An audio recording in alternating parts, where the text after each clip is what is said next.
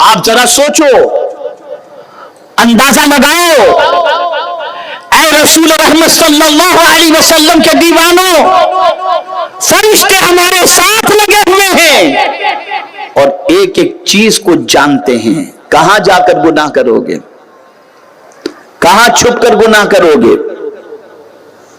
یعلمون ما تفعلون، وہ جانتے ہیں جو کچھ تم کرتے ہو۔ اور اسی کے ساتھ اللہ عز و جل کی بارگاہ کے اندر چوتھی گواہی کس کی ہے، اسے بھی سماعت فرمائیں۔ کہاں گناہ کرو گے؟ جہاں بھی گناہ کرو گے زمین تو ہوگی نا۔ تو قرآن کہتا ہے یومئذ تحدث اخبارہا، قیامت کے دن زمین بولے گی۔ اللہ زمین کو قوت گویائی عطا کرے گا۔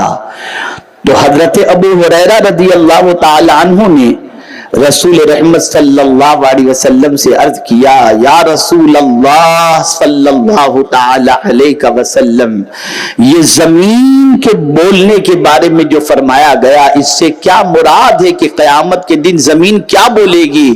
تو میرے آقا صلی اللہ علیہ وسلم نے فرمایا، ابو ہریرہ، زمین پر تو نے نیکی کی ہوگی تو زمین نیکی کی گواہی دے گی، اور برائی کی ہوگے تو زمین برائی کی گواہی دے گی۔ کہاں جا کے گناہ کرو گے؟ خدا کی زمین سے رزق حاصل کرتے ہو، خدا کی زمین پر آرام کرتے ہو، خدا کی زمین سے پانی حاصل کرتے ہو، خدا کی زمین سے نباتات حاصل کرتے ہو، پھل فروٹ حاصل کرتے ہو، اور اسی کی زمین پر گناہ کرتے ہو، تو یہ زمین قیامت کے دن گواہی دے گی اور بولے گی، مولا اس نے میری پیٹھ کے اوپر یہ کیا، اچھائی کیے ہوگے تو اچھائی کی گواہی دے گی، برائی کیے ہوگے تو برائی کی گواہی دے گی۔ ہم اگر آج اپنے دامن کو گناہوں سے نہیں بچا پا رہے ہیں تو اس کی سب سے بڑی وجہ یہ ہے کہ یہ آیات ہماری نظروں سے اوجھل ہو چکی ہیں، ہم بھول چکے ہیں، ہم نے ان آیات کو پیش نظر نہیں رکھا، اور سب سے بڑا تصور ہمارے دل و دماغ سے جو اوجھل ہو چکا ہے وہ یہ ہے کہ ہمیں آنا تو یاد ہے، جانا یاد نہیں ہے، جانا یاد نہیں، بلکہ اب تو جانے والوں کو دیکھ کر کے بھی جانا یاد نہیں آتا۔ قبرستان میں بھی دھندے کی باتیں ہوتی ہیں، قبرستان میں بھی کہے لگتے ہیں، قبرستان کے اندر بھی آدمی ہنسی مذاق کرتا نظر آتا ہے۔ جس قوم کا دل اتنا سخت ہو گیا ہو کہ قبرستان جانے کے بعد بھی اپنی قبر یاد نہ آئے اور جانا یاد نہ آئے، اس قوم کے سامنے آیات و احادیث کے انبار بھی لگا دیے جائیں تو اس قوم کے دل پر کیا اثر ہوگا؟ اور جب یہ آیے کریمہ میری نظر سے گزری تو عقل دنگ رہ گئی۔ اللہ اکبر، میرے پیارے آقا صلی اللہ تعالی علیہ وسلم کے پیارے دیوانوں، اس آیت کریمہ نے دل و دماغ کو جھنجھوڑ کر کے رکھ دیا۔ سورہ تاریخ میں اللہ عز و جل ارشاد فرماتا ہے، یوم تبلی السرائر، قیامت کے دن پوشیدہ باتوں کی جانچ ہوگی۔ پوشیدہ باتیں، جو باتیں لوگوں سے چھپی ہوئی ہیں، جو کوئی نہیں جانتا، ان کی بھی جانچ ہوگی۔ اس کی تفسیر میں نے جب آج پڑھی تو مفسرین فرماتے ہیں اس سے مراد یہ ہے کہ تمہاری نیتوں کی بھی جانچ ہوگی، اس لیے کہ دنیا تمہاری نیت نہیں دیکھتی، تمہارے ظاہر کو دیکھتی ہے۔ نیت کیا ہے تمہاری؟ تمہارے دل میں ارادہ کیا ہے؟ جس طریقے سے آج बचत के नाम पर सूदी कारोबार करने वाले लोग ये कहते नजर आते हैं कि हम तो अपना पैसा लगा करके बस थोड़ा सा कुछ बचत का करनी। बचत नहीं है, तुम अपनी नीयतों को जांचो, तुम्हारी नीयत के अंदर सिवाय सूद हासिल करने की और कोई चीज नहीं है।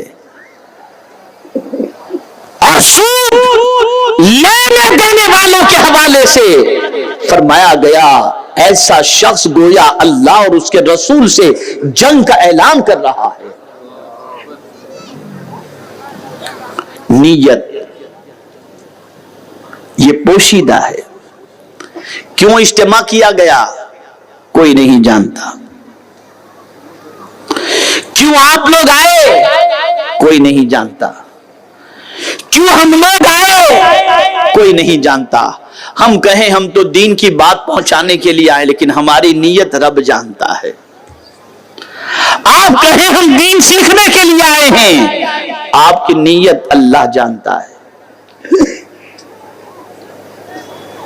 लेकिन क़यामत के दिन इन पोशीदा चीजों की भी जांच होगी। बंदे दुनिया को बेवकूफ बना रहा था, तेरे दिल के अंदर जो बात छुपी थी वो ये थी, तेरी नीयत जो थी वो ये थी, तेरा इरादा जो था वो ये था।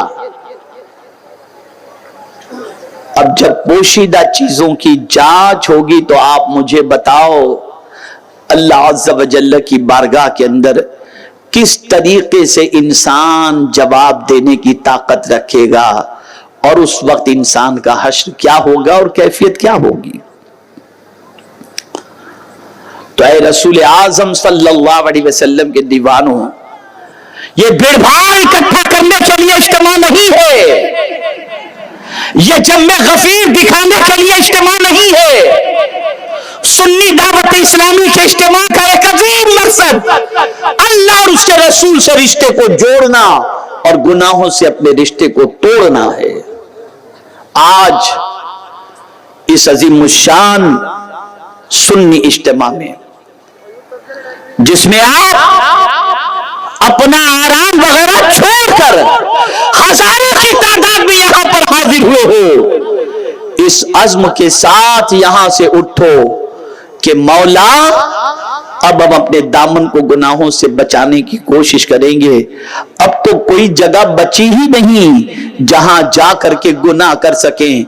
फरिश्ते हमारे साथ जमीन से हटकर कहीं गुनाह कर नहीं सकते, और इसी के साथ साथ पोशीदा चीजों की भी जांच होगी। इसी के साथ साथ हमारे हाथ और पैर क़यामत में गवाही देंगे, और इसी के साथ साथ आमाल नामे में हमारा हर अमल दर्ज किया जा रहा है। तो अब कहां जाकर गुनाह करें? ऐ करीम, आज तक जो गुनाह हुए हैं हम सच्चे दिल से तौबा करते हैं, मौला उसे तू माफ फरमा दे। ये आज़्म करो,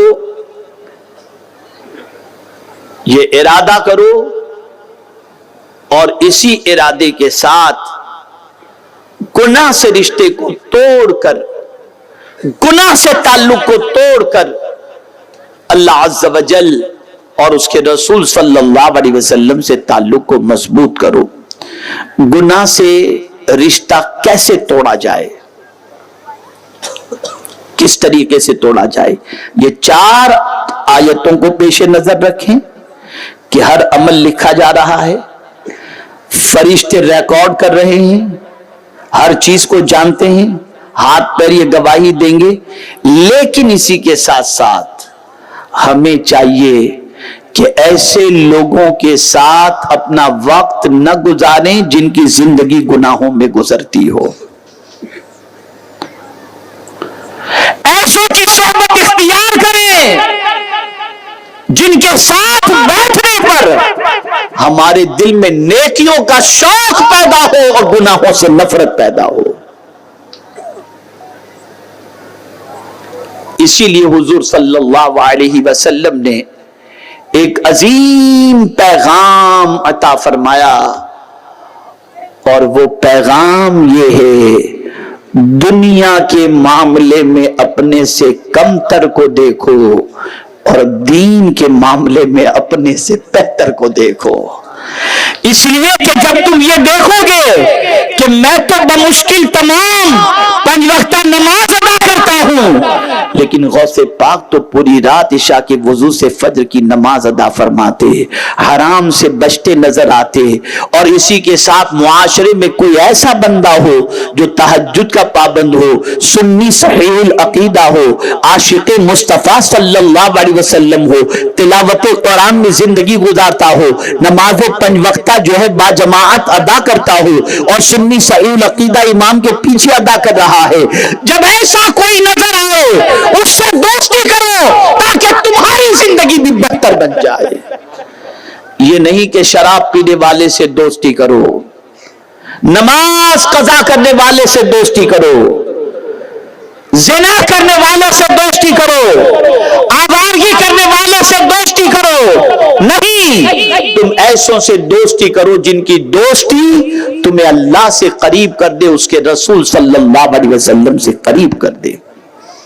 آج اس عظیم الشان روح پرور سنی اجتماع میں آپ کو میرا یہی پیغام ہے کہ آپ خود بھی نیک بن جائیں، اور ایسے نیک بن جائیں کہ جو آپ کی صحبت میں بیٹھے اسے بھی نیکی کا جذبہ پیدا ہو جائے۔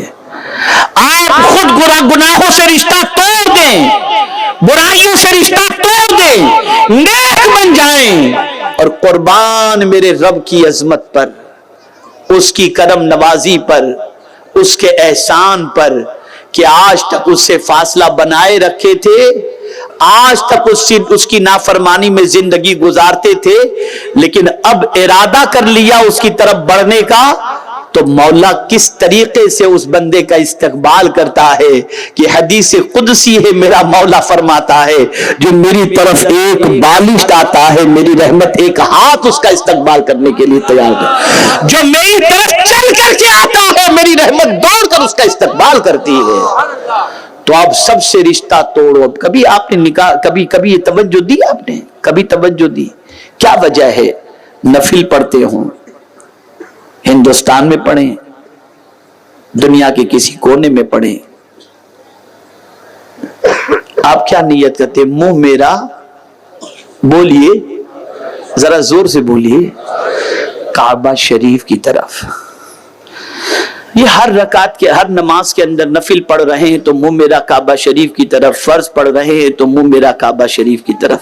یہ بار بار یہ کیوں کہلائے گا؟ کعبہ تو نظر نہیں آتا ہم کو، ہمیں تو دیوار نظر آتی ہے، ڈائریکشن ہوتا ہے کعبے کا، یہ کیوں بار بار منہ میرا کعبہ شریف کی طرف، منہ میرا کعبہ شریف کی طرف؟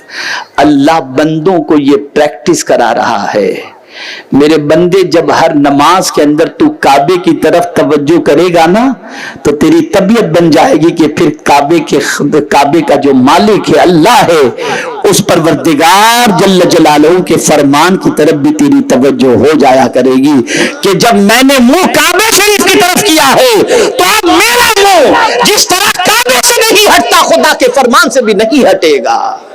یہ عادت کروائی جا رہی ہے، یہ پریکٹس کروائی جا رہی ہے، لیکن ہم نے کبھی اسرار و رموز کو سمجھنے کی کوشش ہی نہیں کی۔ اسی لیے صوفیہ کے نزدیک نیت کا معاملہ بڑا جدا ہے۔ وہ کہتے ہیں کہ عام انسان اگر یہ نیت کر لے منہ میرا کعبہ شریف کی طرف، نماز ہو جائے گی، لیکن صوفیہ کے نزدیک نماز نہیں ہوگی جب تک کہ یہ نیت نہ کر لے کہ منہ میرا کعبہ شریف کی طرف اور دل میرا رب کعبہ کی طرف۔ یہ صوفیہ کی پوزیشن۔ بدلو اپنی سوچ کو۔ آج چوہے سے کیوں ڈر جاتے ہو؟ آج کھٹمل سے کیوں ڈر جاتے ہو؟ آج چونٹی سے کیوں ڈر جاتے ہو؟ آج اندھیرے سے کیوں ڈر جاتے ہو؟ صرف اس لیے کہ گناہ نے ہم کو بزدل بنا دیا، گناہ نے ہم کو کمزور کر دیا۔ اگر طاقتور بننا چاہتے ہو تو گناہ سے رشتہ توڑو، نیکیوں سے رشتہ جوڑو۔ مجھے یاد ہے کہ امریکہ میں مجھے ایک ججید عالم دین نے ایک سوال ایک بڑے عالم کے بارے میں پوچھا کہ حضرت میں سمجھ نہیں پاتا کہ ان کے اندر یہ جرأت کیسے پیدا ہوئی تھی کہ بے باکی کے ساتھ سب کچھ بولتے تھے.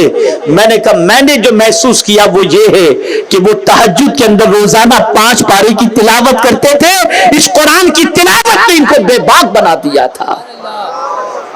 آج قرآن کھلتا ہی نہیں,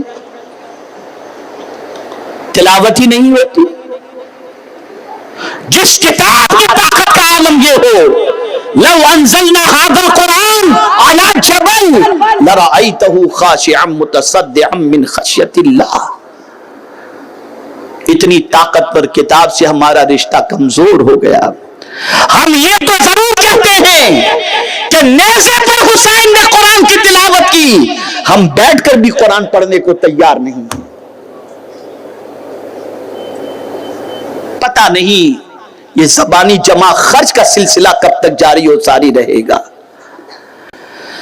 جس شہادت حسین کے واقعات کو سن کر بھی انسان نمازی نہ بن سکتا ہو, اس کے سامنے اور درس و نصیحت کے لیے کیا چیز پیش کی جائے.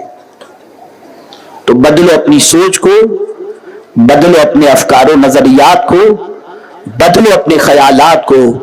کہیں بھی چھپ کر کے گناہ نہیں کر سکتے. ہر جگہ اللہ کے گواہ, اللہ کے وٹنس موجود ہیں, اور یہ سب اللہ کی بارگاہ میں قیامت کے دن گواہی دیں گے.